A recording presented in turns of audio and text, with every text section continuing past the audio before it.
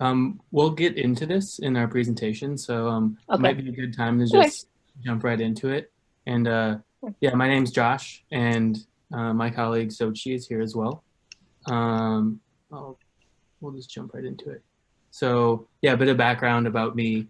I was actually working on Ethereum for the past couple of years, and I heard about Ethereum in 2017. And it just sounded like a really inspiring technology. So it actually motivated me to learn to code. And it took me a few years to learn to code, and eventually got involved with Ethereum. Um, and I think it's interesting just reflecting on that experience. I had really meaningful motivation to like learn blockchain development because the promise of Ethereum as the world computer sounded like a noble goal. It sounded like there was a lot of potential there for social good and making change in the world. So it like really motivated me to get through the hard stuff about learning blockchain technology.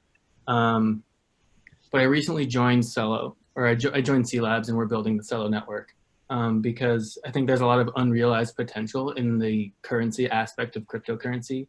Um, there's been less innovation in that currency aspect over the past 5 or 10 years. There hasn't been much since Bitcoin, and we see that like with a lot of new networks launching, really trying to bring this financial inclusion aspect to everybody. So that's why I've joined cLabs in the Celo network. So yeah, we're really trying to find out how to make digital currency that works for everybody. So yeah, Sochi. Yes. Hi, everyone. So my name is Xochitl. I like to tell people just to ignore the spelling and think of the Olympics in Russia as a way to remember how to pronounce my name. So don't get put off by the X there. I am part of the ecosystem team at cLabs. I am really passionate about social impact and blockchain. My grandparents and mother were both Mexican migrant farmers who literally harvested the fields of Silicon Valley before it became the big tech companies that we know today. I've seen, I think as a result, firsthand how technology and access to financial tools can change lives, which is why I'm really excited to be a part of the cLabs team working on Celo and the opportunity we have to democratize wealth and technology. Okay. That's great. Yes. So we'll go ahead and get started. I thought a nice way of introducing Celo to all of you is actually to start with the story of Kaburu. So Kaburu is someone that we met when we visited a refugee camp in Tanzania to conduct user research at the invitation of the World Food Program. Kaburu is a 47-year-old. He's a husband, father, and former fisherman from the Democratic Republic of Congo. He's lived in the refugee camp for the last 22 years.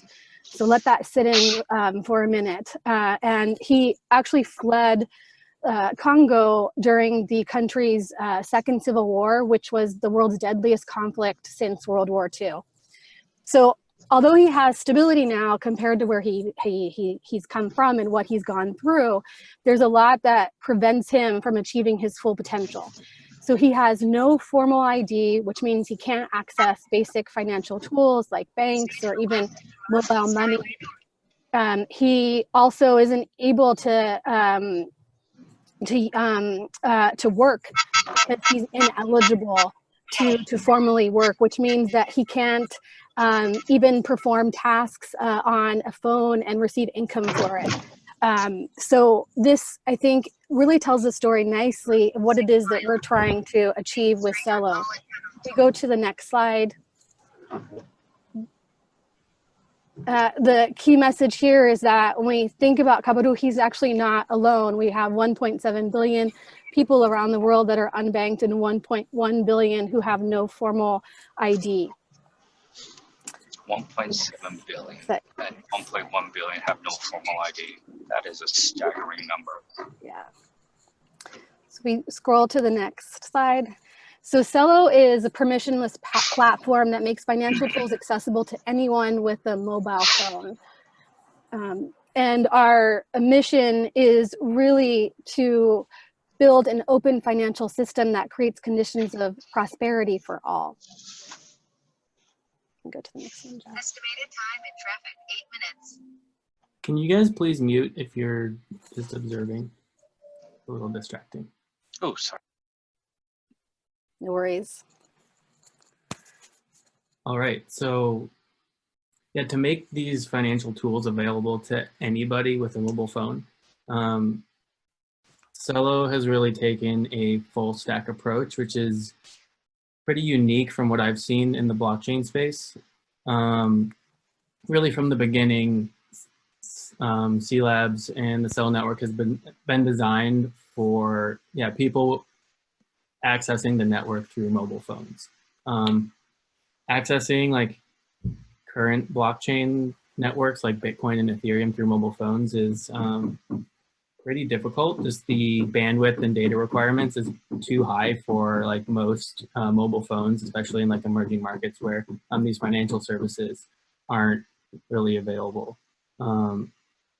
So yeah, like actually cLabs was looking at building a solution on Ethereum initially, because Ethereum being a Turing complete, like having a virtual machine there has a lot of capability, but it wasn't enough.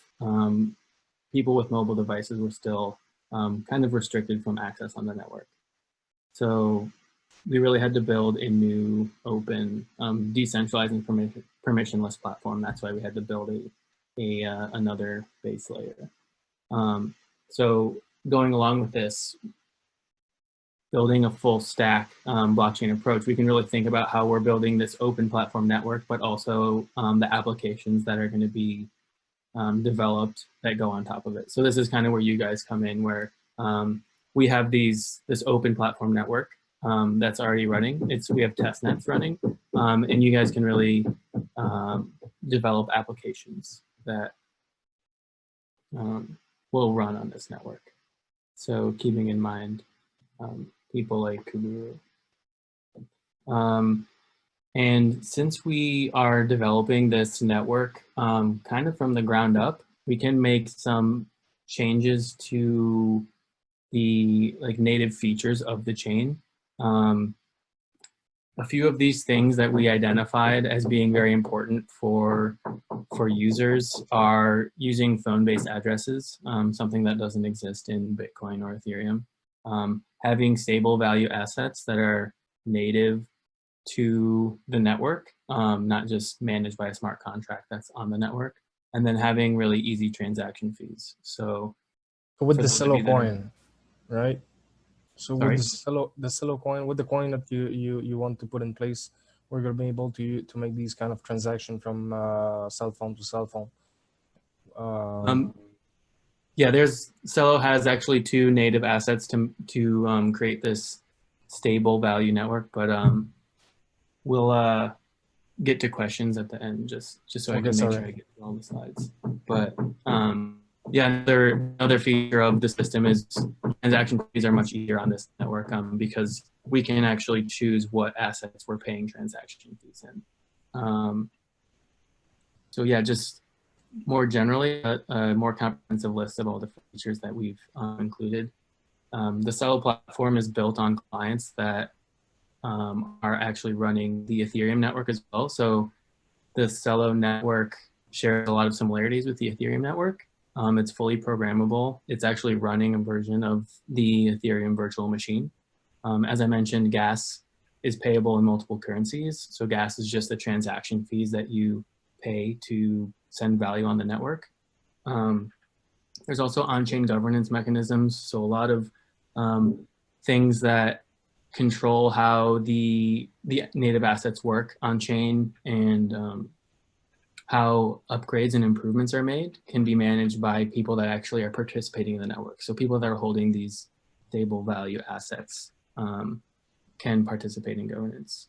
As I mentioned, stable value currencies. There's also a mobile identity system. So we have mappings of phone numbers to addresses. So if I text Xochitl some CUSD, and she doesn't even have an account yet on the system, when she registers her phone number in the system, there will be an account balance already associated with her phone number, which is another unique feature that isn't really implemented in other blockchain systems, but really increases usability and makes a much better user experience for people that are that are sending value on the Celo network. As I mentioned, Celo was designed to be mobile first, where mobile phones can actually verify that transactions are on the network. And this is we call this ultralight client, and there's very fast sync, so people can get their latest account balances without having to read the entire history of the chain. And this is a much more energy efficient network than the proof of work chains like Bitcoin and Ethereum. We're using proof of stake. So people who own native assets can stake their assets to provide security to the system. So just digging a bit deeper into the technical innovations that make Celo stand out from other blockchain networks. Yeah, this lightweight decentralized phone public key infrastructure really makes the usability a lot better for the system. Again, stable value currencies. For those of you that are familiar with Ethereum, these are managed in smart contracts. So they adhere to the ERC20 standard. So if you're familiar with developing any ERC20 tokens, you'll have these will be easy to understand. And this is also advantageous because all of the existing documentation out there for Ethereum and how to develop tokens for Ethereum is completely relevant for Celo. And then making gas payable in multiple currencies. We found this to be a point of friction with people when we were describing, like if you guys are familiar with Ethereum, you pay for gas into Ether, no matter which token you're sending to another user. This can be confusing because you kind of have to keep in your head an idea of what Ether is for, what gas is, and how you pay for gas with Ether, and then you're also sending another asset with these other concepts of gas and Ether. And just this got confusing for users. So just simplifying this all to be managed by one currency really increases usability, not just for users, but for developers as well. And as I mentioned, Celo is, well, I've been calling it a cousin of Ethereum. Celo clients are a fork of Ethereum clients. For those of you that are familiar, much of the Ethereum network is run by Geth clients, and Celo, the main Celo client, is a fork of the Geth client. So it's running the Ethereum virtual machine, and much of the developer tooling and documentation that is relevant for Ethereum is also relevant for Celo. So if you have an idea that you're considering building on Ethereum with, I recommend that you at least consider some of these advantages of building on Celo, like providing this improved user experience as well as developer experience. And as you may know from doing product development, doing user research is a very important part of validating any idea. So if you're considering building on Ethereum or Celo, I highly recommend that you do some user experience testing, at least between Celo and Ethereum, and determine which blockchain is right for your use case. I'm not going to say Celo is better in every use case for an application, but I think in a lot of ways it has advantages. So something that we've been working on at cLabs that is unique to the Celo network is the Celo SDK. This SDK is designed to make it easier for dApp developers, for you guys, to develop mobile applications and just get up to speed with developing on the Celo network. So it's designed from the ground up to make it easy to build mobile first dApps. And the SDK actually includes two different kits. The first one is the ContractKit, and the ContractKit is a library to help developers and network validators interact with the Celo blockchain and the Celo core contracts. So Celo has some core contracts that will be included when the network launches, and this ContractKit helps you access those core contracts in terms of the identity mappings, governance, the stable coins. All of these things are managed by smart contracts on the network that you can access using this ContractKit. So it's well suited for developers looking for an easy way to integrate the Celo core smart contracts within their applications. And we've built this with TypeScript and created example apps written in Expo, which is a React Native development framework. So anybody with web development experience can really just jump in and start using this. And just a reminder that I will be going into more details about how to use this ContractKit SDK on Monday, I think at 1 p.m. Eastern time. I'm going to do a much more technical dive into using this ContractKit. So mark your calendars, and that session will also be recorded and we'll post it. But the SDK also includes the DappKit, and the DappKit is a lightweight set of functions that allow mobile dApps to work with the Celo wallet and to sign transactions and access the user's account. So this is more for application development, whereas the ContractKit is more for just interfacing with the core contracts on the Celo network. DappKit allows for a very different user experience than what you might be used to with Ethereum. The SDK is really designed to build mobile applications first, considering that there's close to 7 billion mobile phones now, 6 or 7 billion. It really is like the primary platform for most of the world. So that we're really taking that to heart at cLabs and designing systems for making it easy for developers to build on mobile. If you guys have been accessing the Ethereum network on mobile devices, it's most common to just get a Web3 enabled browser. So you essentially just install a new browser on your mobile device and then access Ethereum web pages through your mobile browser. And then your mobile browser is going to be doing key management for you.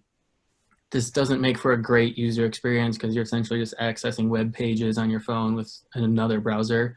Whereas when you're using the DappKit, you're actually creating mobile first experiences. You're just creating a regular mobile application.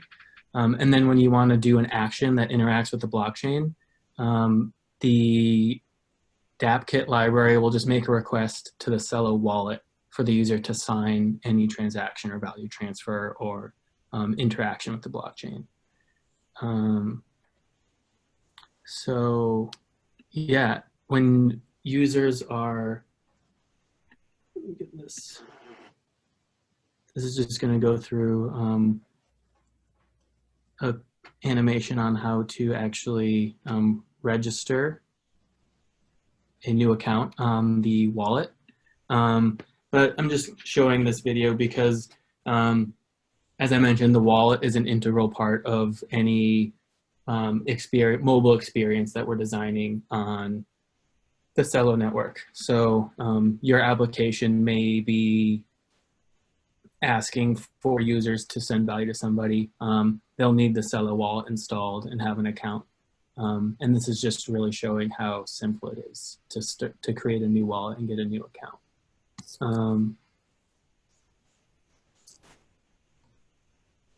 So yeah, the Celo wallet is self-custodied, meaning that the end user has full control of their assets.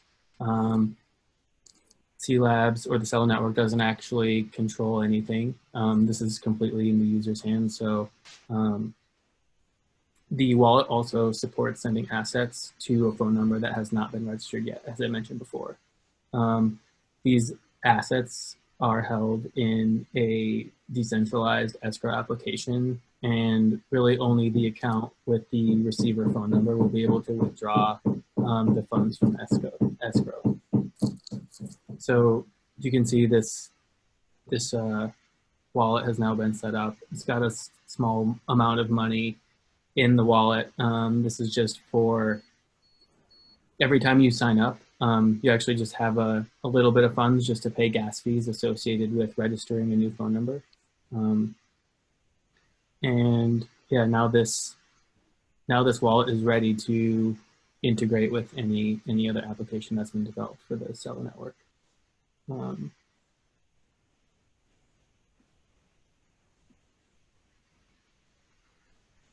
Yeah, so if you guys decide to build on Celo, there's some additional developer resources that I haven't mentioned yet.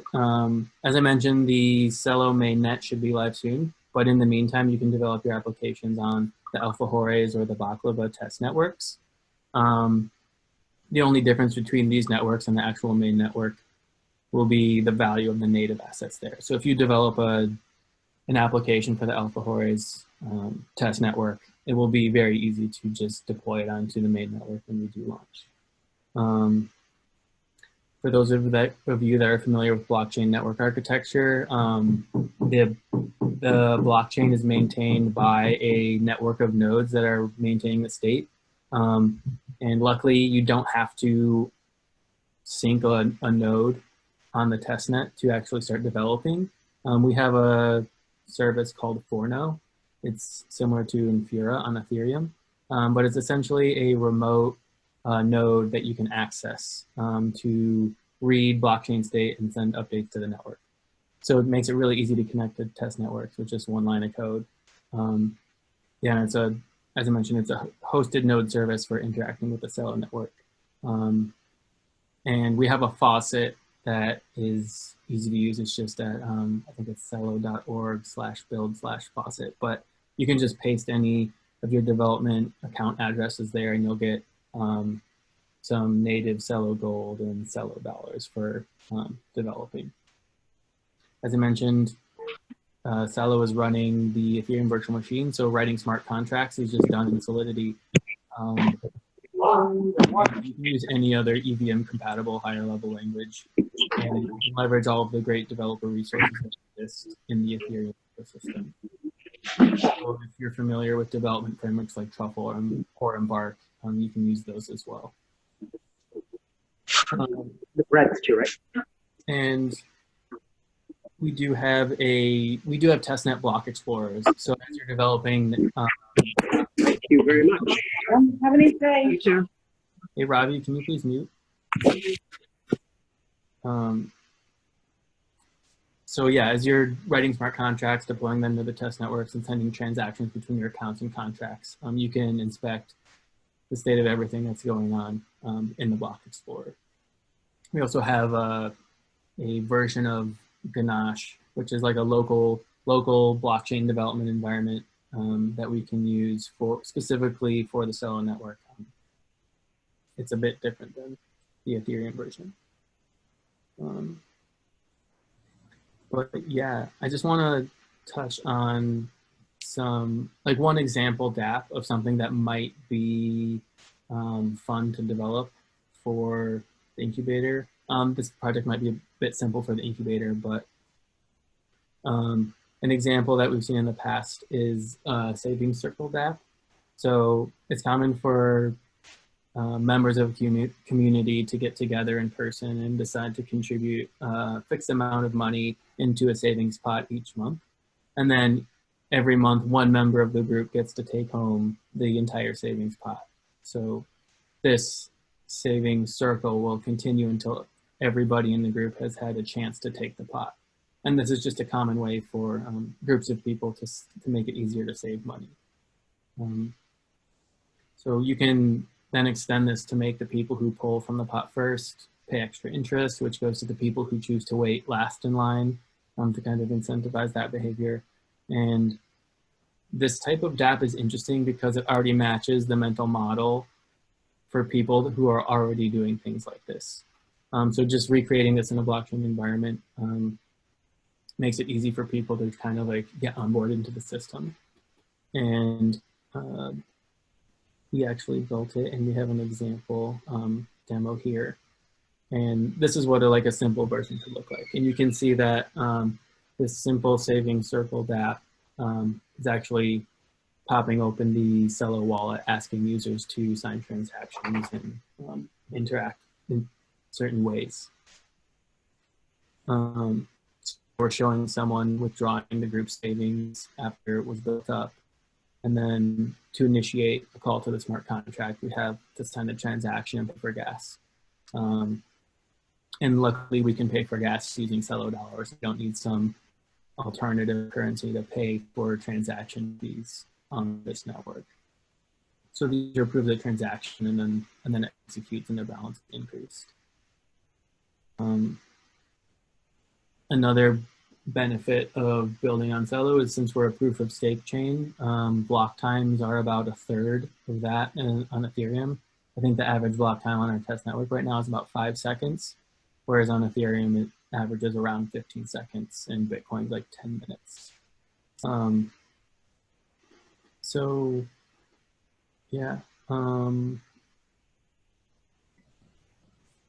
that wraps up the technical stuff, the overview of what I wanted to cover with you guys. I have some resources here. I'll share a link in the BSIC general channel on the Gitcoin chat after this, with links to the presentation slides, as well as some notes that I took, with just a bunch of links to these resources. But for now, I just want to mention that celo.org/developers is a great place to find tutorials, walkthroughs, and a ton more information about the technical details of Celo. And also the documentation at docs.celo.org is a great place. That's where our technical documentation lives. You can find a lot more about the actual protocol layer of the network, what the network architecture looks like, and really dig into any one of the concepts that I talked about in this presentation. Also, we have a developer newsletter where you can stay up to date with all the latest stuff we've been developing. We're currently working on updates to the SDK, and yeah, really improving the documentation around how to get developers onboarded. So I highly recommend signing up for the newsletter, and then you can follow us on Twitter at CeloDev. So yeah, and just some more about me. I'm on the Gitcoin chat at KreitZJosh. I'm here to help you develop, validate, and implement your project ideas. So feel free to ask me anything about Celo or Ethereum development, because I was in Ethereum for the past couple of years, and I'm really happy to help. I love talking to developers about coming up with new ideas and finding real problems to solve. So I also want to mention that I'm opening my calendar to all of you to schedule individualized mentorship meetings. So this just, this link connects to my Google Calendar, and whenever I have availability, you guys should be able to schedule some time with me. But it's just calendly.com/josh-clabs/meet. And again, I'm happy to talk about any ideas you guys have, develop them, validate them, and help implement, most importantly. Last reminder, technical workshop on Monday, March 2nd at 1 p.m. Eastern, I believe. I'll send out confirmation in the chat, but I'll go into the details about how we're actually gonna write code and use the ContractKit SDK in our projects. So I know this was a lot of information, but open it up to questions. And yeah, thank you all for listening. We value your time, and thanks for being part of the community. So thank you, that was great. That was really good. I have a question, a couple of questions, if that's okay. So Celo is working with stablecoin, right? yes. All right, and then you said that the consensus, basically the transaction time would be very low compared to Bitcoin and Ethereum. Yes. That's usually a matter of securing the network. Does that mean that your network is less secured? No, it does not, actually. So as I mentioned, Celo is a proof of stake network. So there's actually two native assets to Celo. We have Celo Gold, which the price fluctuates to actually keep the Celo dollar at a stable price. And Celo Gold holders are actually staking their gold to validate the network.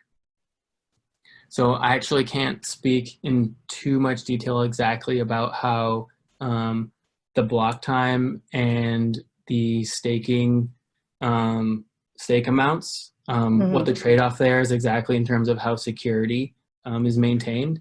But from what I understand, the block time has more to do with just being a global network and making sure blocks actually propagate around the entire world to keep the entire state of the network in sync, as opposed to being proof of work where we're just having a bunch of nodes in the network doing a bunch of hashing to find valid block solutions. Is it a delegated proof of stake model, or is it proof of stake?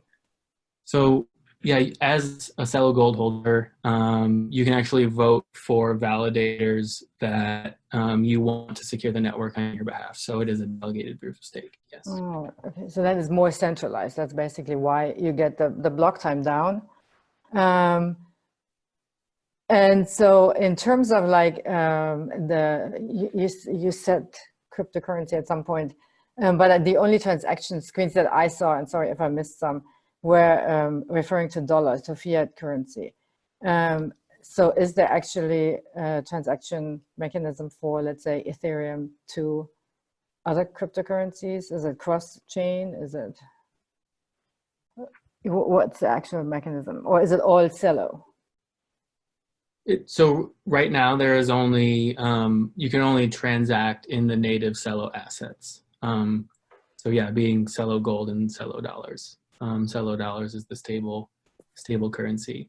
You can't do cross-chain transactions right now, but it is possible. I don't know if, Tessie, you're familiar with Liquidity cross-chain atomic swaps. That's totally possible to implement, easy to implement actually. Was that the question?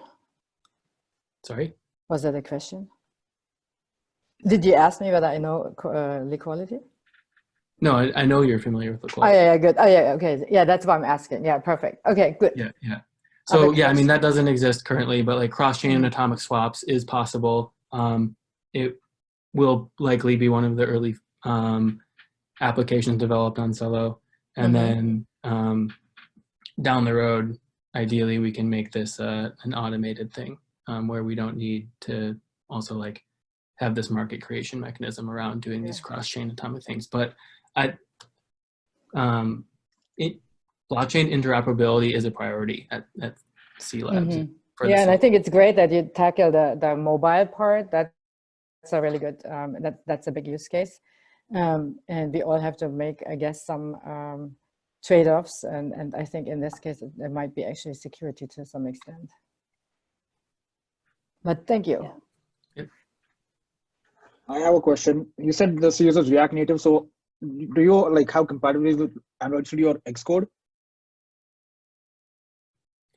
Yeah, whatever. So we're prioritizing development using Expo and React Native. So like my development environment is just using like VS Code and Yarn basically as my package manager. And then I actually haven't used Xcode in a very long time, so I would imagine it has support just because it's a IDE. Okay. And this is based on Ethereum blockchain itself, right? Not any other else. Because you said ERC20 token, so that means this is. Yeah, so I like to say Celo is a cousin of Ethereum. There's not a shared history of the actual blockchain, but there's a shared history of the clients that are running the blockchain. If that makes sense. Okay, thank you so much. Yep. Josh? Yep.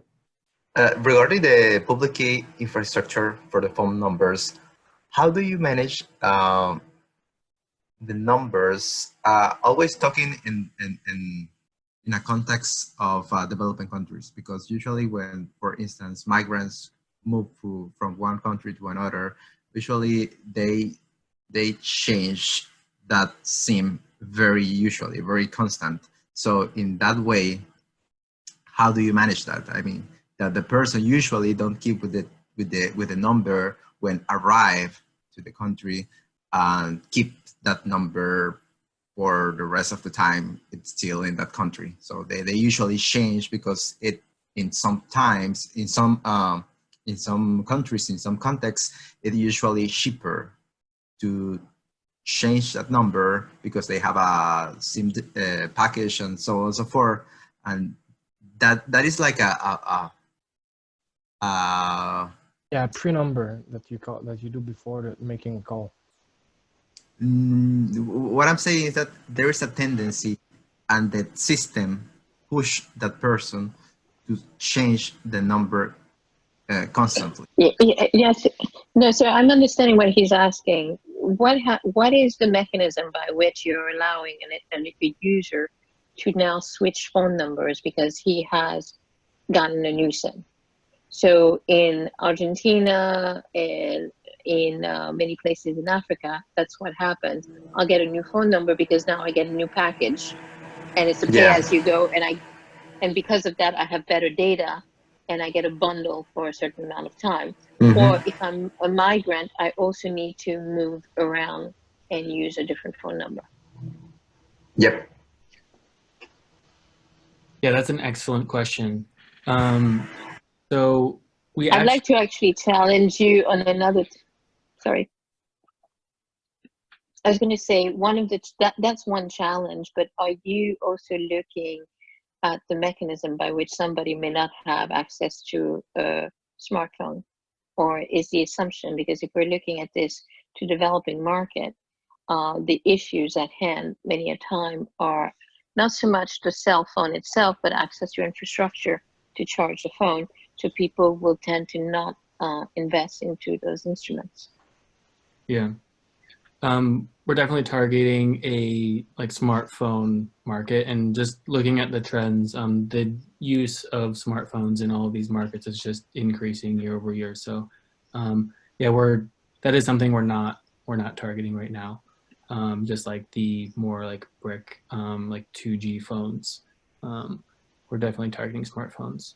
But we've done testing in the field looking at how this could be used with older models and also in areas with lower connectivity as well. So the point that you're raising is very valid, and that's something that we've especially been focused on as we build this.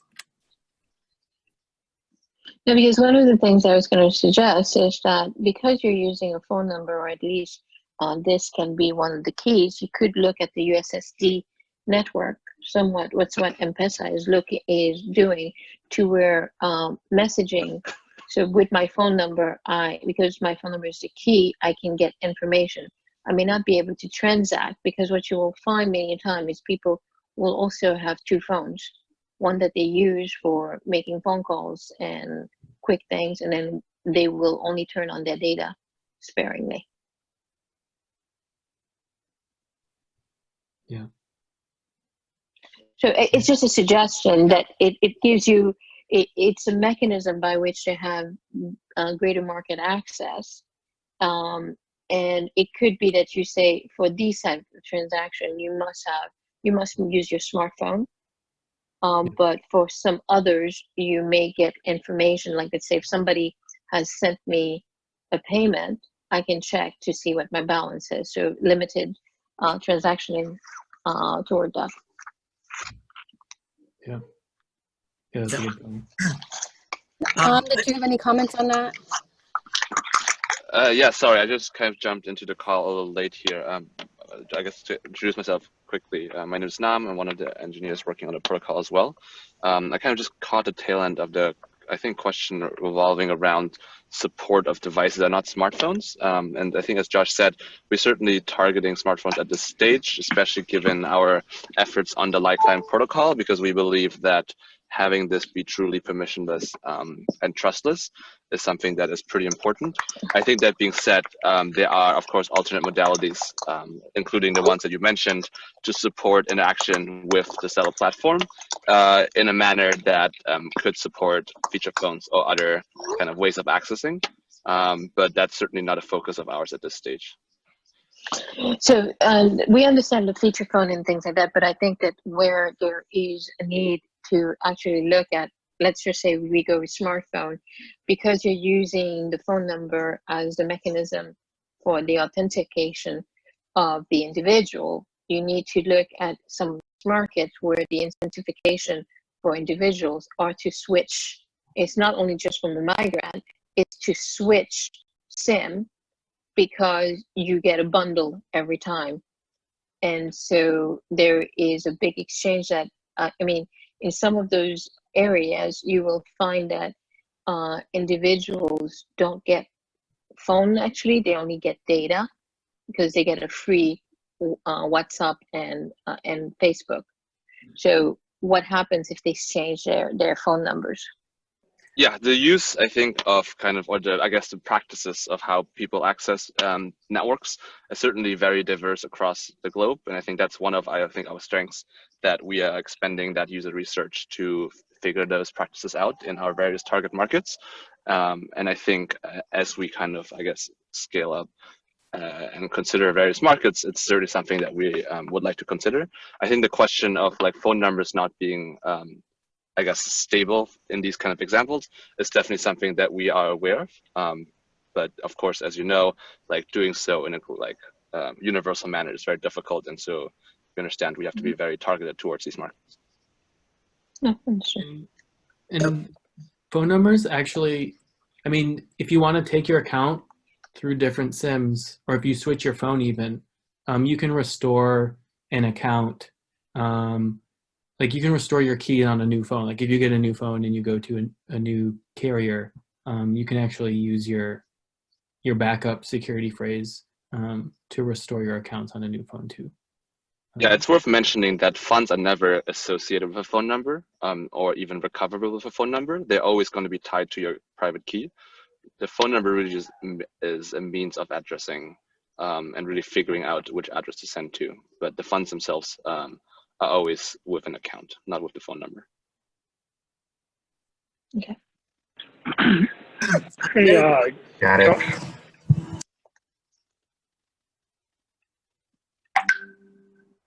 Yeah, I'm sorry. I had a question on the any biometric data that might be used, like you in the video you showed, the fingerprint, and how that might be linked to your private key to ensure authentication of the individual that sits behind it.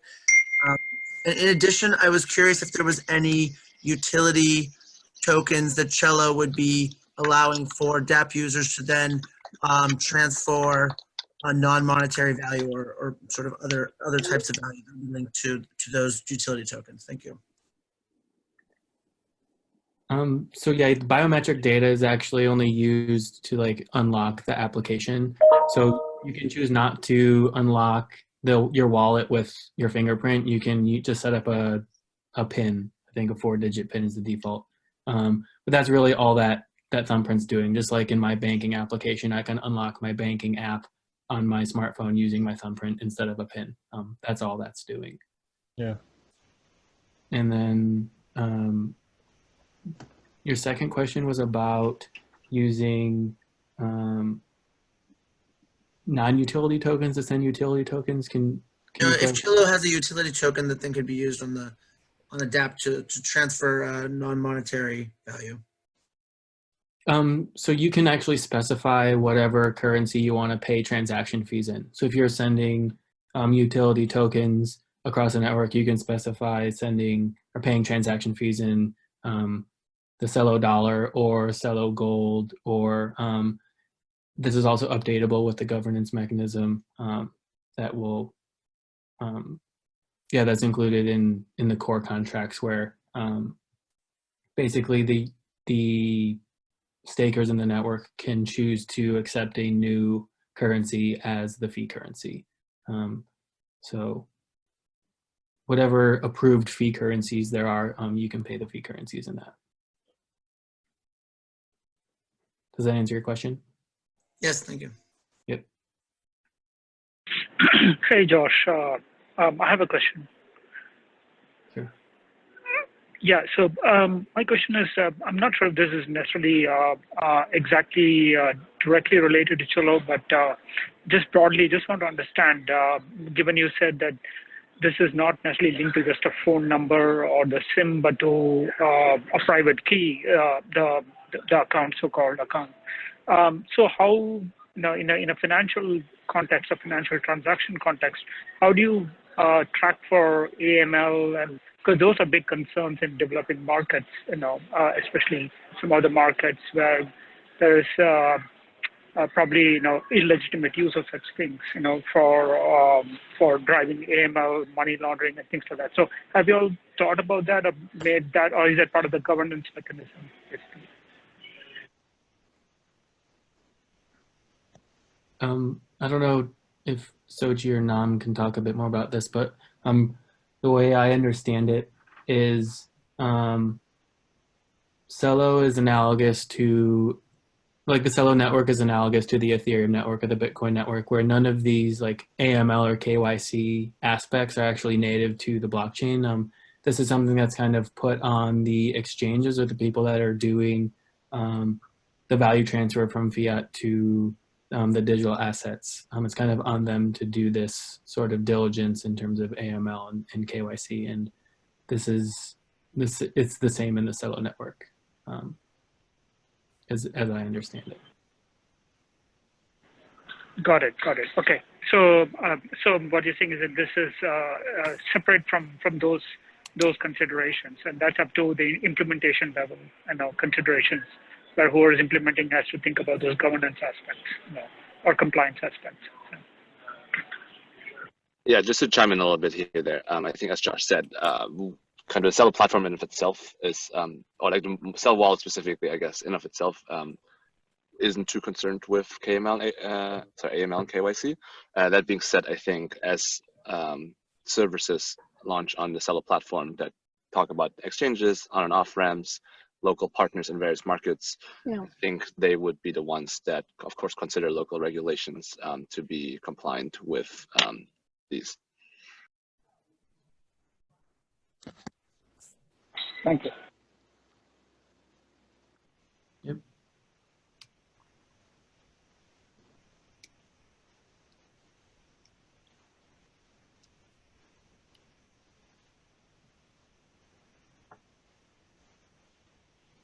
Any other questions, guys?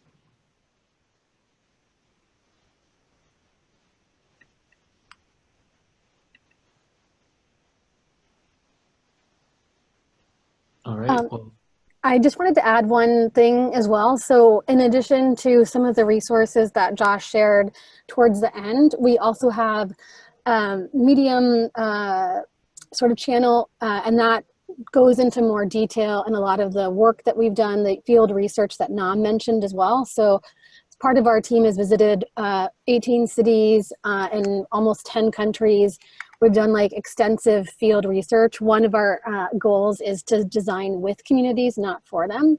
So if you're curious about some of the research that we've done in Mexico, Tanzania, Kenya, and other places, I would definitely encourage you to look at the Medium blog as well.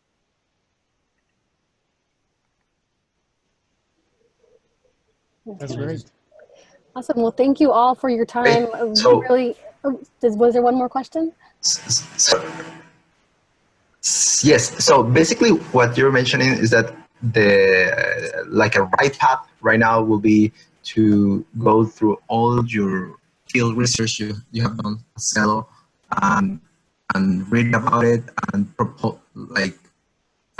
make like a proposal based on those documents, on those researches. Oh, no, it's just another source. So if you're curious about some of the research that we've done in some of those markets, okay, you're more than welcome to look at it.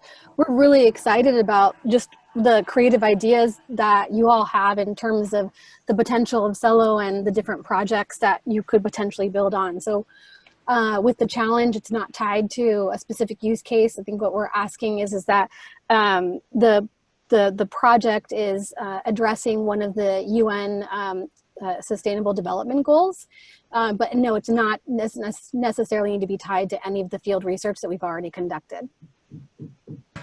Got it. And again, I'll share links to the presentation and my notes, and then we'll post a link to the recording for this as well. in the Gitcoin chat. So thank you everybody for coming. This has been great. Great. Thanks. And I hope it was helpful. Thanks for the presentation.